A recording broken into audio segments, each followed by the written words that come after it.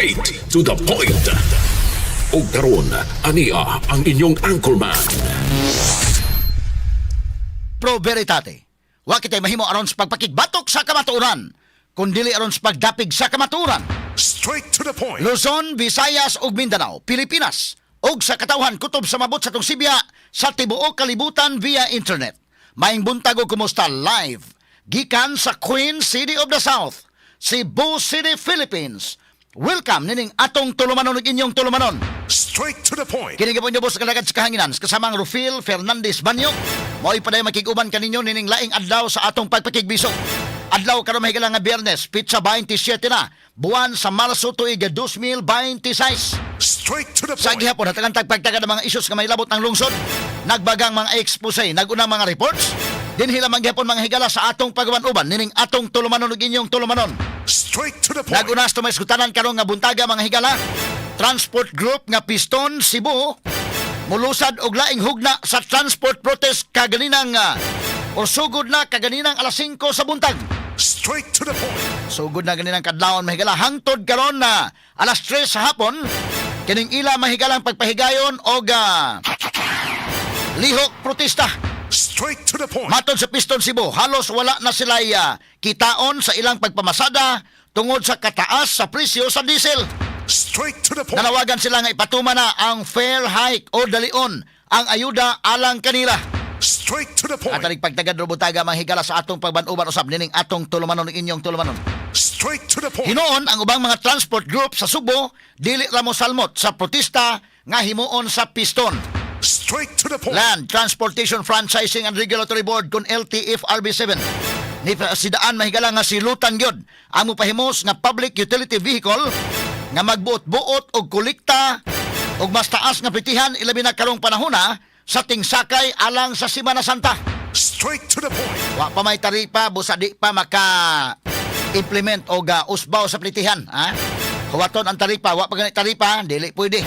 Nan kung mopasaka gyud, delikado kay mga higala, ha? Matod pa sa LTFRB, ila gyud mahigala nga silutan ang mopahimos mga kaigsunan.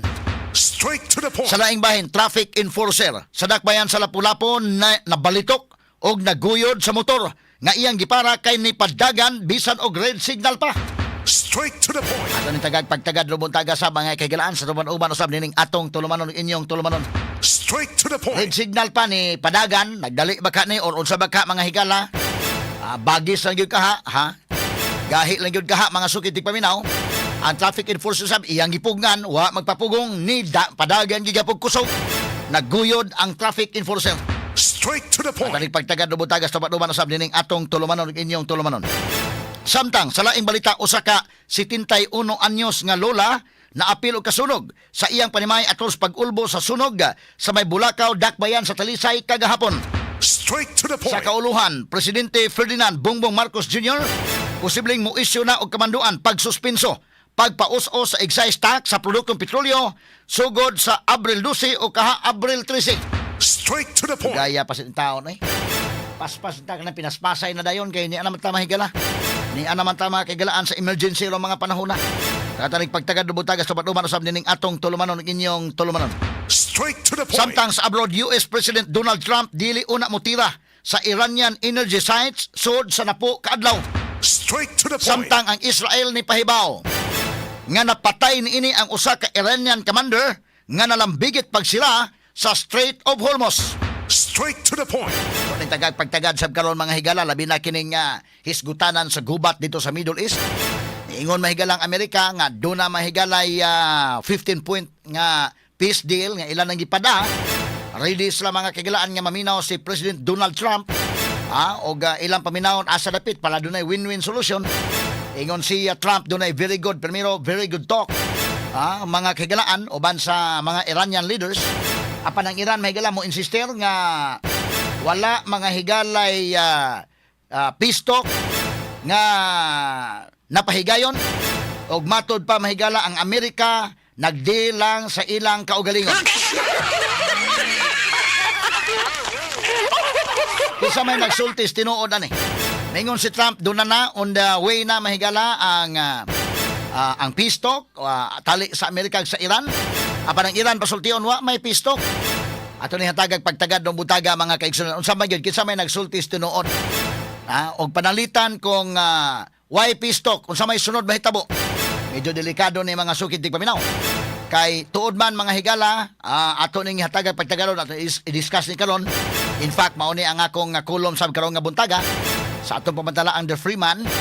Mao ni ang atong gisgutan mahigala sa atong kulom, mga kahigalaan kining nga gubat dito sa Middle East nga kitas Pilipinas na igo sad mga higala. Igo ta, wa ta ka-fire og usa ka shot, wa ta mahigala tagakan mga kahigalaan og sharp nail or tipaka sa missile. Apan na igo ang atong tiyan, igo ang atong bulsa. Wanang daghay na bagulbol kay grabe kamahal sa gasolina. Pero mo lagi nagiingon dakin doon ako yung istorya nga katong mga engineers nga atong gikamiting sad. Doon na po sa mga higalay mga gika-istorya nga problema na bagulbol na gumikan sa kamahal sa gasolina. Niingon ang ilang kauban usa. Ay lang sa mo kay bagulbol kay mas dako akong problema. Nga naman ang iyang mga anak to adito mahigalas Middle East. Mas dako ang iyang problema kay tuan ang lupad to mga missiles. Straight to the Ato point. hatagag pagtagad karon mga kaigsunan. Ang ato mga higala kung madali unta, kung dunay peace deal gyud, dunay peace talk nga magkasinabot mga kahigalaan, mas maayo kay kung simbako og dili ni dunay failure mga higala ining peace talk, delikadong malangan-langan pa ni. Og niining mga puntuha ni apil na mahigala ni hatag na mga kahigalaan sa ilang mga statements ang Saudi Arabia og ang UAE, United Arab Emirates, nga mo appeal sila mahigala ining gira nga gilusad sa Amerika ug Israel batok sa Iran. Straight to the point. Gumikan kay di sa muuyon mga higala nga muhawd kining Iran nga ilang silingan. Straight to the At ang point. hatagag pagtagad do butaga kining uban pang mga isgutanan niyo mabati exclusive over DYHP RMN Cebu 612 sa dial sa inyong mga radyo sa 93.9 IFM. Sa serbisyo publiko, maaasahan mo mga balita'y detalyado at